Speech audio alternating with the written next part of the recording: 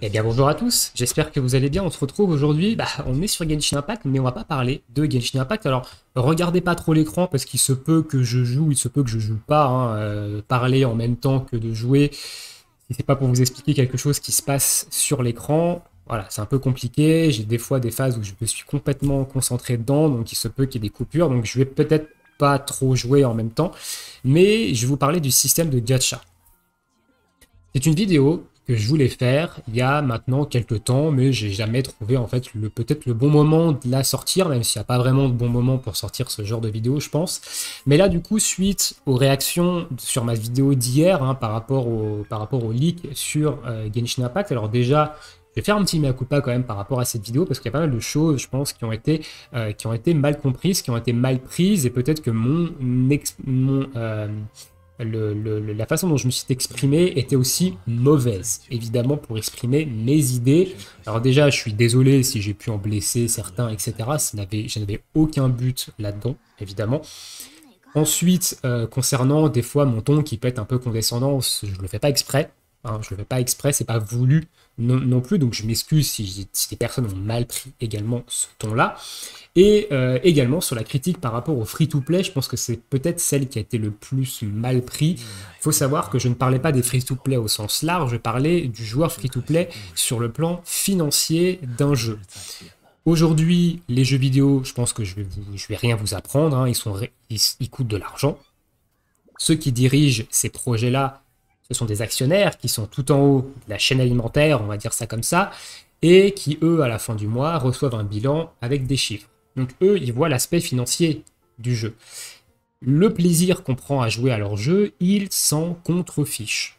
Honnêtement, alors, je dis ça dans la grande généralité, peut-être qu'il y a des actionnaires qui s'en préoccupent, mais honnêtement, j'y crois zéro.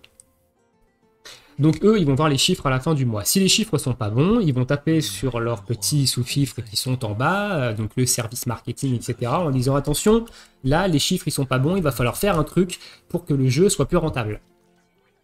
Évidemment, qu'est-ce qu'ils vont faire pour que le jeu soit plus rentable? Ils vont trouver des solutions pour pousser les gens à la dépense. Donc ceux qui dépensaient déjà dedans, essayer de les faire dépenser plus, et ceux qui ne dépensent pas, donc les free-to-play, essayer de les faire passer à la case dépenses.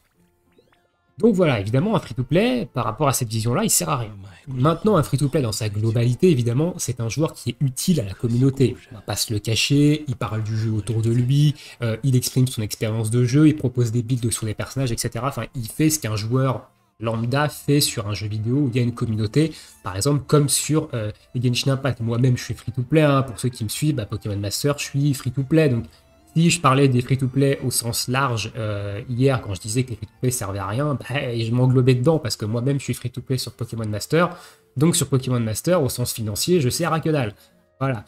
Donc voilà, je pense qu'il y a eu peut-être une incompréhension par rapport à ça, mais vous inquiétez pas, les free-to-play, je vous aime et je fais également partie de vous sur certains jeux. Genshin Impact, c'est pas le cas, mais sur certains jeux, je fais partie de cette petite communauté de free-to-play qui malheureusement se serre la ceinture, hein, un petit peu tous les mois pour espérer drop un truc avec les maigres cristaux qu'on nous donne. Donc mea culpa, si je vous ai fait du tort, je parlais que de l'aspect financier du joueur free-to-play, en ayant une vision de la part de l'actionnaire tout en haut qui, lui, à la fin du mois, il ne reçoit pas le chiffre de plaisir, le pourcentage de joueurs qui se sont éclatés sur le jeu, hein, lui, il reçoit le pourcentage de bénéfices qu'il a fait. Voilà, donc petit aparté terminé par rapport à ma vidéo d'hier. Maintenant, on va parler du système de gacha. Alors, le système de gacha, c'est un système, je vais mettre les deux pieds dans le plat directement, qui est ultra mauvais. On va pas se le cacher, je pense que c'est peut-être le système le système de jeu qui est sorti ces dernières années le plus nocif en termes de système de jeu, quoi. C'est-à-dire qu'avant, on achetait un jeu sur console, sur PC, etc. On payait 60, 70 euros, terminé, on dépensait plus rien, on avait le jeu soit complet, soit il sortait des mises à jour gratuites, etc. après, mais il avait une durée de vie. aujourd'hui, tous ces jeux de type gacha, donc c'est un système de jeu qui s'est quand même très très popularisé depuis ces dernières années, surtout sur mobile. Sur mobile, quasiment tous les jeux qui sortent maintenant sont des gacha games, hein, la plupart du moins, je dirais peut-être 95% pour être gentil. Et c'est un système qui rapporte énormément d'argent. Mais alors énormément, ça rapporte bien plus que de vendre un jeu 60 balles, par exemple. Parce que c'est une sorte de revenu constant. Un jeu, il va sortir, un jeu que vous allez acheter par exemple 70 balles, l'entreprise qui l'a développé, elle va faire un chiffre d'affaires le jour de la sortie, elle va faire un chiffre d'affaires après sur quelques temps après la sortie du jeu, et une fois que le jeu est sorti depuis déjà quelques mois, bah, les bénéfices sur ce jeu sont moins, donc en fait elle mise sur cette sortie du jeu pour rembourser le développement du jeu. Un gacha game, on sait que le jeu il sort, il n'est pas fini. Il n'est pas fini, et à l'intérieur de ce jeu-là, il y a également du contenu payant. Voilà, il y a également des choses qui vont coûter de l'argent, donc pas forcément. Des fois, il y a des fois du contenu qui est forcément payant, et des fois il y a du contenu qui est payant, mais qui est accessible au bout d'un certain temps gratuitement. Mais on sait qu'il va y avoir un rendement d'argent qui va durer sur le temps. Même si, dans le cas de Genshin Impact, par exemple, le développement du jeu a été largement remboursé les Day One, enfin la première semaine de sortie du jeu.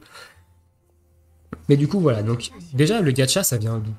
Qu'est-ce que c'est que comment ils ont eu l'idée un jour de mettre ça en place? Donc, le gacha, ça vient des gachapons. Voilà, donc ça vient du Japon, je crois. C'est tout simplement ces petites machines que vous pouvez rencontrer des fois à la sortie des supermarchés où il y a des boules dedans et il y a dans cette boule un jouet dans lequel vous mettez une pièce, vous mettez 1 ou 2 euros, ou à l'époque c'était peut-être 2 francs, je sais pas. Vous tournez la manivelle, il y a une boule qui tombe et dans cette boule vous avez un jouet. Le gacha, à la base, c'est ça. Hein. Les jeux de gachapon, c'est ça. Et au Japon, il y en a énormément. Et même dans les pays d'Asie en général, c'est quelque chose qui est ultra populaire, ultra démocratisé. Et du coup, voilà, là-bas, c'est complètement normal. C'est un système qui est ancré chez eux, c'est normal. Et chez nous, ça l'est un petit peu moins. Et du coup, c'est pour ça qu'en Europe, bah, il y a des problèmes par rapport à ça, et peut-être des problèmes qu'il n'y a pas du coup là-bas dans les pays asiatiques, parce que ça fait partie de leur culture, en fait, ce système-là. Donc voilà, de la base, d'où ça vient, et ils ont réussi à le mettre en œuvre sous différentes choses dans le monde du jeu vidéo pour justement essayer d'avoir un rendement sur leur jeu qui soit durable. Voilà, et pour arrêter de vendre des jeux 60 balles et pour avoir aucun revenu après.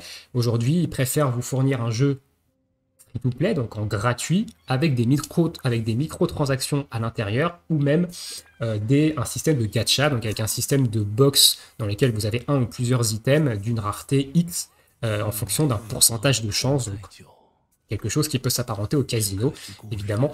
Donc voilà, et évidemment, ce système-là pose les mêmes problèmes que le casino, c'est-à-dire que ça va créer une addiction, donc c'est comme du jeu d'argent, vous allez mettre de l'argent réel, etc. dedans, et si vous n'avez pas ce que vous voulez, et une personne qui va être sujette à la frustration va mettre de l'argent jusqu'à avoir ce qu'elle veut. Voilà, donc dans Genshin Impact, c'est un système de pity qui te limite quand même un minimum, si jamais tu veux juste le personnage une fois, donc tu es quasiment sûr de l'avoir au bout de X euros. Il y a des jeux dans lesquels il n'y a pas ce système de pity, par exemple, et dans lesquels vous pouvez mettre 10 000 euros sans jamais avoir ce que vous voulez. Hein. Par exemple, Dragon Ball Legends, sur les derniers portails, avec les personnages qui sortent, vous n'avez pas de garantie d'avoir le personnage au bout d'un certain nombre de cristaux mis dans le portail. Il y a des gens qui ont mis jusqu'à peut-être 1 200 euros avant d'avoir une fois le personnage qu'ils voulaient, et ça va être sur la plupart des gacha games qui n'ont pas ce système de garantie comme il y a dans Genshin Impact. Alors je suis pas en train de dire que le système de gacha de Genshin Impact est bien, hein. Non, ça reste un système de gacha, donc ça reste mauvais, nuisible. Et du coup, ce système-là, évidemment, il engendre plusieurs problèmes, et parce qu'il se base déjà, son fonctionnement, sa rentabilité se base sur la frustration de l'humain. Et oui, l'humain a ce qu'on appelle la frustration. Alors, qu'est-ce que c'est que la frustration? Rapidement, par exemple, votre copain, il a il a droppé Zongli. Voilà, il a droppé Zongli, vous avez invoqué, vous avez lâché toutes vos primogèmes sur le portail et vous ne l'avez pas droppé. Donc vous n'êtes pas content parce que votre copain, il est là, il saute de joie, il a son Zongli, etc. Et vous ne l'avez pas. Donc hop, vous êtes frustré. Voilà. Vous êtes frustré de de pas l'avoir parce que vous voulez quelque chose qui vous est inaccessible. La solution que vous allez trouver, évidemment, c'est que vous allez cash-play. Voilà, donc vous allez subir cette frustration et vous allez du coup lui donner raison en passant à la caisse pour avoir le personnage que vous voulez parce que vous avez trop envie et votre copain à côté qui jubile avec le personnage que vous voulez, ça vous donne encore plus envie en fait d'avoir ça. Donc vous allez cash-play et c'est comme ça que certaines personnes, je dis pas toutes, attention, certaines personnes se mettent à cash-play et des fois beaucoup, et c'est là où ça devient nuisible. C'est quand le cash-play est dû à la frustration. Alors, il y a des personnes qui cash-play pour aider les développeurs, qui cash-play pour se faire plaisir, etc., qui cash-play pas par frustration, mais il y en a qui cash-play par frustration, et c'est ce qui amène les problèmes, en fait, tout simplement. C'est le fait d'actionner ce levier de frustration. Alors, je vais prendre plusieurs exemples ici. Par exemple, il y a eu un article sur Fortnite. Fortnite, il faut savoir que Fortnite, il a été démontré, enfin il a été dit dans cet article qu'il avait été développé en étroite collaboration avec des psychologues, justement, pour mettre des mécaniques dans le jeu qui permettent d'actionner ce levier de frustration chez les joueurs plutôt facilement, sans que le joueur s'en rende compte. On va prendre l'exemple d'un joueur free-to-play qui joue à Fortnite. Donc Fortnite, il n'y a pas de... Vous n'avez pas de... Comment ? C'est-à-dire que acheter dans le jeu vous rend pas plus fort. Il faut savoir ça, c'est qu'acheter dans le jeu ne vous rend pas plus fort. Alors je crois pas, à moins que ça ait changé, moi je ne joue pas à ce jeu, mais si jamais je me trompe et qu'il y a des joueurs de Fortnite qui passent par là et auxquels j'ai dit une aberration, n'hésitez pas à me le dire, en toute courtoisie, bien entendu. Mais du coup, on va prendre le cas des skins sur Fortnite. Ils sortent un skin, bon, un joueur free-to-play, etc. Et dit, moi, ce skin, j'en ai pas besoin. Voilà, il est joli, mais je peux m'en passer. Au fil de ces parties, il va voir des joueurs avec ce skin-là. Il va jouer avec des amis qui auront acheté ce skin, etc. Qui vont dire, waouh, regarde, je suis trop beau et tout, machin. Donc au début, ce joueur, il va se dire, ouais, c'est beau, mais j'en ai pas besoin.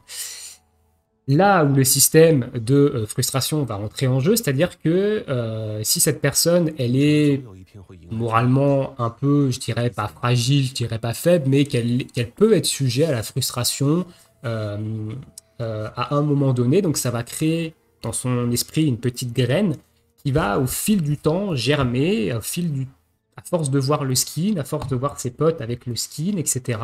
Et peut-être qu'au bout d'un moment, il va se sentir un petit peu rejeté de ses potes parce qu'il n'a pas le même skin que ses potes, il n'a pas le même truc, etc. Et au final, il va peut-être, du coup, succomber à cette frustration et il va acheter le skin. Vous allez me dire, il va se payer le skin 10 balles. C'est pas grand-chose, il a mis que 10 euros. Ouais, mais le problème, c'est qu'il a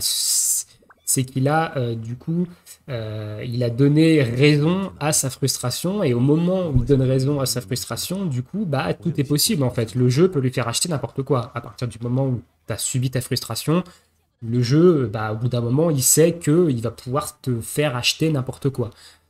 Donc, premier danger, ici. Deuxième danger, on va parler des jeunes maintenant, enfin deuxième exemple, on va parler de jeunes joueurs, donc des personnes qui sont mineures et peut-être qu'ils ont plus entre 10-12 ans, donc des personnes qui n'ont pas trop la valeur de tout ce qui est argent, etc. Et des fois leurs parents leur prêtent le téléphone, leur prêtent la tablette pour qu'ils puissent jouer. Donc par exemple, ils vont jouer à Genshin Impact, ils vont jouer, je sais pas, à Summon Honor War, ils vont jouer à Dokkan Battle parce qu'ils kiffent Dragon Ball, etc. qui sont des gacha games. Les parents vont avoir évidemment enregistré un moyen de paiement dedans, dans leur tablette ou dans leur téléphone, parce que ça leur arrive d'acheter des choses avec leur téléphone. Pour éviter de devoir sortir leur carte bleue et de rentrer leur code, hop, ils ont sauvegardé leur moyen de paiement dans leur appareil, comme ça, hop, en un clic, ils achètent. Leur enfant, il va vouloir un truc, donc il va invoquer, il va vouloir un personnage, et il va pas l'avoir, il va se rendre compte qu'il a plus de monnaie, et il va cliquer, et ça va lui dire, si tu veux de la monnaie, achète-en. L'enfant, il va cliquer, parce qu'il va pas comprendre qu'il est en train de dépenser de l'argent de ses parents. Et dans ces gacha games, il n'y a pas de système de contrôle parental. Le contrôle parental, il se fait en amont, donc soit avec un blocage, etc., soit avec un code quand vous voulez payer et tout. Et il y a des parents qui ne le mettent pas parce que c'est chiant de devoir taper un code. Et du coup, il va cliquer, ça va lui créditer les trucs, il va pouvoir réinvoquer, et voilà. Et bah, il va invoquer, il va cliquer, ça va fonctionner. Et pendant ce temps-là, bah, sur le compte, ça débite.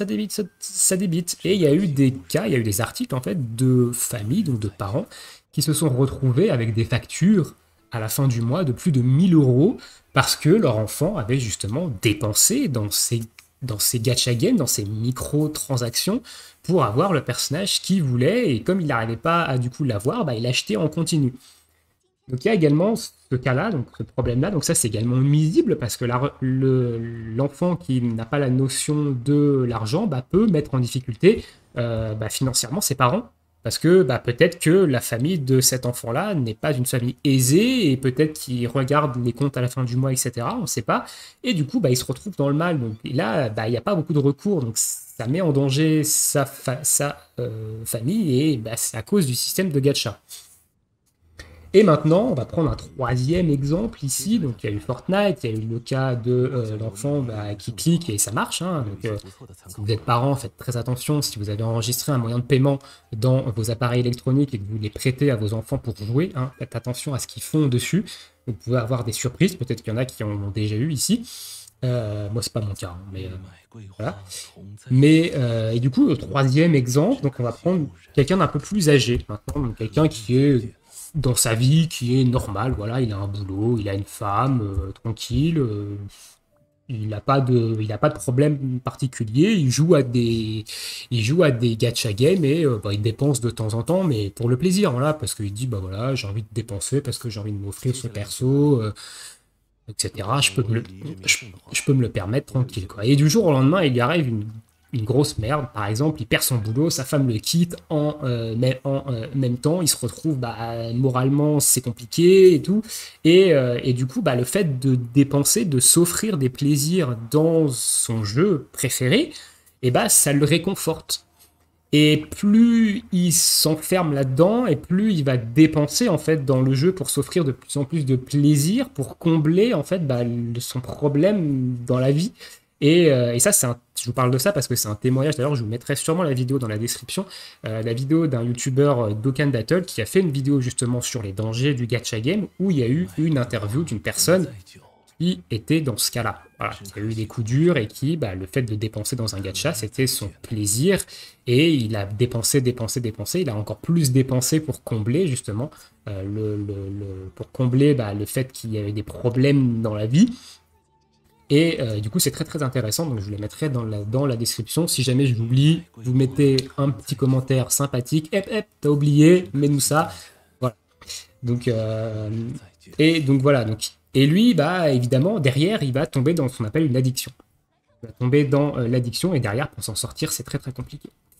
Et bah, ça revient à être addict au casino, etc. Donc voilà, vous avez 3 exemples dans lesquels le gacha game peut être mauvais. Donc ça peut être mauvais à tout âge, hein, à toute forme et pour toute personne, quoi. Et du coup, maintenant, de quoi on va parler? Et là maintenant, le système de gacha game, aujourd'hui, comment essayer de lutter contre ça? Malheureusement, on ne peut pas trop lutter contre ça. Enfin, sur le plan administratif, on ne peut pas lutter à proprement dit, on ne peut pas interdire ça. Alors il y a des pays comme la Belgique, d'ailleurs eux, franchement bravo à eux, parce qu'ils ont eu les balls, hein, on va dire, de le faire. Mais le gouvernement du coup de Belgique a interdit notamment ces jeux-là, parce qu'ils sont évidemment, c'est des jeux d'argent. Donc ils ont interdit les jeux de type gacha game. Et bah, sur le store par exemple, vous ne trouvez pas Dokkan Battle, vous ne trouvez peut-être pas Dragon Ball Legend. Et si vous les téléchargez depuis un VPN, ce que vous pouvez complètement faire, les télécharger depuis un VPN, et bah, vous ne pouvez pas avoir accès à la boutique. Voilà, sauf si vous passez par ce même VPN. Vous n'avez pas accès à la boutique sur les réseaux de Belgique. Donc ça, c'est déjà une première chose. C'est-à-dire que je pense que même de plus en plus de gouvernements, au vu des dangers que représente ce système de gacha, vont peut-être mettre en place des législations pour protéger notamment leur population de ce genre d'addiction et de ce genre de choses qui peuvent te mettre dans la merde financièrement très très rapidement te rendre complètement addict et voilà, qui est extrêmement mauvais, extrêmement nuisible. Donc il y a déjà ça. Après, il y a évidemment vous de faire attention, c'est-à-dire d'essayer de ne pas succomber dans cette frustration. Alors je sais qu'il y en a malheureusement qui sont voilà, qui ne peuvent pas s'empêcher d'envier ce qu'a le copain. C'est des voilà, c'est des personnes qui sont comme ça, on est tous différents, donc voilà, il y a des personnes qui ont du mal à contenir leur frustration, donc peut-être faire un travail sur eux-mêmes à ce niveau-là, dès que cette personne commence à ressentir le problème, le besoin d'acheter, etc., peut-être voilà, avoir l'intelligence de dire hop, hop, hop, stop. Donc il y a ça évidemment qui peut être fait, et je pense que c'est quasiment le premier truc à faire, c'est de se brider soi-même, d'essayer soi-même de se dire attention, ici je suis en présence de quelque chose de très nuisible pour moi, qui peut être très nuisible pour ma vie, parce qu'évidemment si vous êtes dans la merde financièrement, ça vous met mal dans votre vie en règle générale. Donc attention, ici je suis pas bien, il faut que je fasse quelque chose, peut-être se faire aider par un professionnel, etc. Mais voilà, donc il y a deux choses pour lesquelles on peut lutter contre ces dangers du gacha. Donc c'est soi-même se brider, faire attention à son entourage. Si vous avez des gens qui sont peut-être fragiles psychologiquement et qui jouent à ce genre de jeu, attention à eux. Voilà, ne les laissez pas s'embourber dans la dépense là-dedans pour combler un manque. Voilà. Faire attention à ça. Et évidemment, si vous avez des enfants qui jouent à ça, faire évidemment attention à ce qu'ils font. Et si vous n'avez pas, faites attention à ce que vous n'ayez pas votre carte bleue qui soit enregistrée et en libre accès illimité sur vos appareils électroniques que vous prêtez à vos enfants. Donc voilà comment on peut se prémunir un peu de ce système de gacha game qui est encore une fois nuisible. Moi j'ai vu des personnes dans les commentaires de ma dernière vidéo dire qu'on acceptait ce système-là et que du coup, vu qu'on disait oui à MiYoYo et qu'on acceptait ce système-là, on était des vendus. Non, on est contre ce système-là. Le problème c'est que Genshin Impact a ce système-là, on aime ce jeu, donc, malheureusement on l'accepte. Enfin, du moins, on le respecte, mais c'est pas pour autant qu'on est d'accord avec ça. Il faut bien faire la différence entre être d'accord et accepter un système et le respecter, mais ne pas être d'accord. Je sais que ça peut être compliqué à comprendre, mais c'est quand même deux choses différentes. Donc voilà. Je vais conclure ici. On va pas y passer trop de temps. Je pense que vous avez un petit peu compris les dangers de ce système-là. Donc, je pense que moi, étant je sais pas comment je m'appelle, parce que moi je suis pas youtubeur, parce que moi ce que j'appelle des youtubeurs, c'est ceux qui vivent de ça, donc qui ont, c'est leur métier. Moi c'est pas mon métier, moi je suis juste propose du contenu sur des gachas. Voilà, on va dire ça comme ça, sur des jeux vidéo, voilà, je suis créateur de contenu, mais je suis pas youtubeur, c'est pas mon métier. Je joue à des gacha games, donc voilà, je vous fais une vidéo pour vous dire attention, les gacha games, ça peut être nuisible pour votre santé financière, pour votre santé aussi mentale, morale, parce que ça peut vous plomber le moral de ne pas avoir tel ou tel perso.